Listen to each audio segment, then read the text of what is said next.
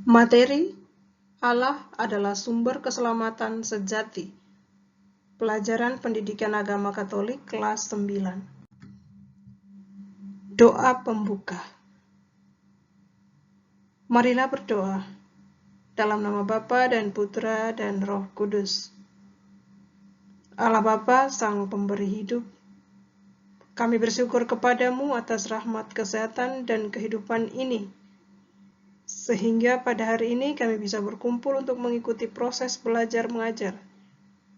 Semoga kami semakin memahami bahwa Engkaulah awal dan tujuan akhir hidup kami, satu-satunya sumber keselamatan bagi kami.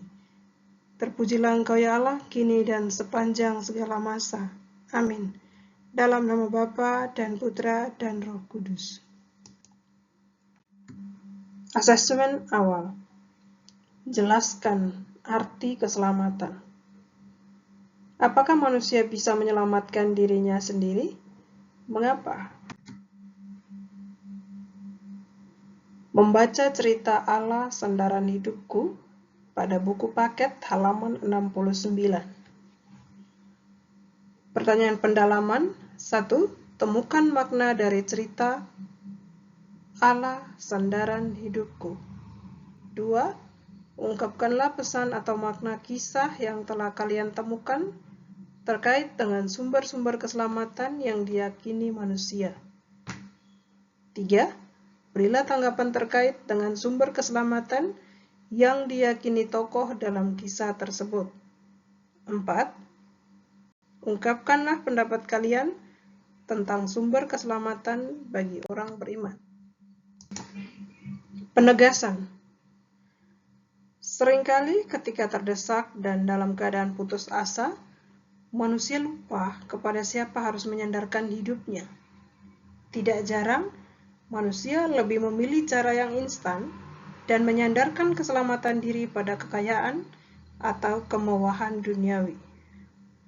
Orang seperti ini akan menghalalkan segala macam cara untuk mencapai tujuannya, termasuk bersekutu dengan kekuatan gaib yang dianggap bisa memberikan jaminan keselamatan.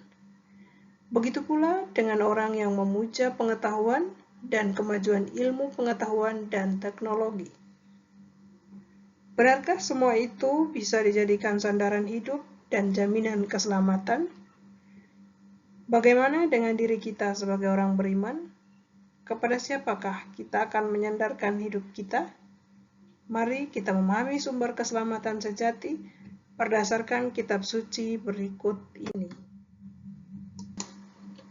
Bacalah kitab suci dari Kisah Para Rasul 19 ayat 1-8. Dilanjutkan bab 23 ayat 29 dan ayat 32. Serta Injil Lukas bab 15 ayat 11-32. Setelah membaca kitab suci, beberapa pertanyaan pendalaman yang perlu dijawab. Pertama, apa makna keselamatan bagi para tokoh dalam kisah Allah Sandaran Hidupku yang telah kalian baca pada cerita tadi? 2. Apa makna keselamatan yang dapat kalian temukan dari teks Kisah Para Rasul bab 19 ayat 1-8, dilanjutkan ayat 23-29 dan ayat 32, serta Injil Lukas bab 15 ayat 11-32. 3. Jelaskan pemahaman tentang sumber keselamatan yang kalian hayati selama ini. 4. Setelah kalian menemukan makna keselamatan berdasarkan kisah kehidupan dan teks kitab suci tersebut, berilah tanggapan terhadap sikap tokoh aku. 5. Tuliskan 2 contoh tindakan yang dapat kalian lakukan sebagai ungkapan kepercayaan kalian bahwa Allah adalah sumber keselamatan sesungguhnya. Ice breaking. Gerakan dengan 3 instruksi. Menjauh, mendekat, tangkap. Siswa berhadap-hadapan, salah satunya mengatup tangan, salah satunya lagi posisi tangan merangkul tangan temannya yang mengatup. Gerakan dengan 3 instruksi: menjauh, mendekat, tangkap. Peneguhan.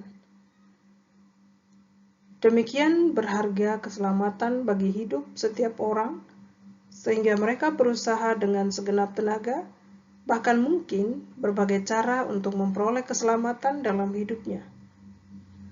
Mereka beranggapan bahwa keselamatan dapat diperoleh dari mana saja.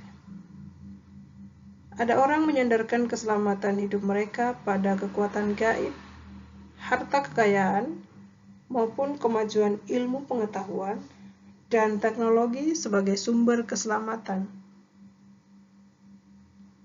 Bagi orang beriman, Allah adalah satu-satunya sumber keselamatan sejati. Hal ini disampaikan oleh Allah sendiri dalam berbagai kesempatan peristiwa hidup manusia. Hal tersebut tampak dalam beberapa kutipan. Akulah Tuhan, dan tidak ada juru selamat selain daripadaku. Akulah yang memberitahukan, menyelamatkan, dan mengabarkan, dan bukannya Allah asing yang ada di antaramu. Kamulah saksi-saksiku. Demikianlah firman Tuhan. Dan akulah Allah. Dikutip dari Yesaya bab 43 ayat 11-12.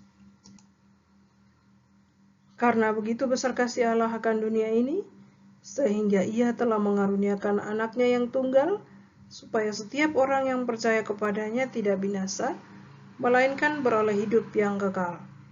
Sebab Allah mengutus anaknya ke dalam dunia bukan untuk menghakimi dunia, melainkan untuk menyelamatkannya oleh Dia. Dikutip dari Injil Yohanes bab 3 ayat 16-17. Bahkan ketika kita sudah berpaling dari Allah, karena tawaran kenikmatan duniawi yang ternyata membawa kesengsaraan hidup, Allah tampil sebagai penyelamat dengan kerelaannya menerima kita kembali ke dalam pangkuannya. Berdasarkan Lukas 15 ayat 11-32. Bagi umat Kristiani, merayakan perayaan Ekaristi dan perayaan sakramen yang lainnya merupakan sarana untuk menimba dan menerima rahmat pengudusan dari Allah sebagai sumber keselamatan. Selain menghayati Allah sebagai sumber keselamatan, kita pun harus menjadi sarana keselamatan bagi orang lain. Misalnya, dengan membantu teman yang kesulitan dalam memahami materi pelajaran, menerima orang lain tanpa memperhitungkan jasanya, penampilan, agama, atau juga latar belakang status sosialnya, menyisihkan sebagian rezeki kita miliki untuk membantu mereka yang kekurangan, menjadi sahabat bagi mereka yang tersisihkan dalam pergaulan dan sebagainya. Refleksi. Tuliskan refleksimu dalam buku catatan refleksiku. Doa penutup. Marilah kita berdoa dalam nama Bapa dan Putra dan Roh Kudus. Amin. Allah sumber segala kehidupan kami, Engkaulah Allah sejati, satu-satunya sumber keselamatan, tempat kami berlindung dan menyandarkan hidup kami. Dampingilah perjalanan hidup kami, agar kami setia dengan penyelenggaraan karya keselamatan-Mu dan tidak mudah berpaling dari-Mu. Dengan perantaraan Kristus Tuhan dan Juru Selamat kami.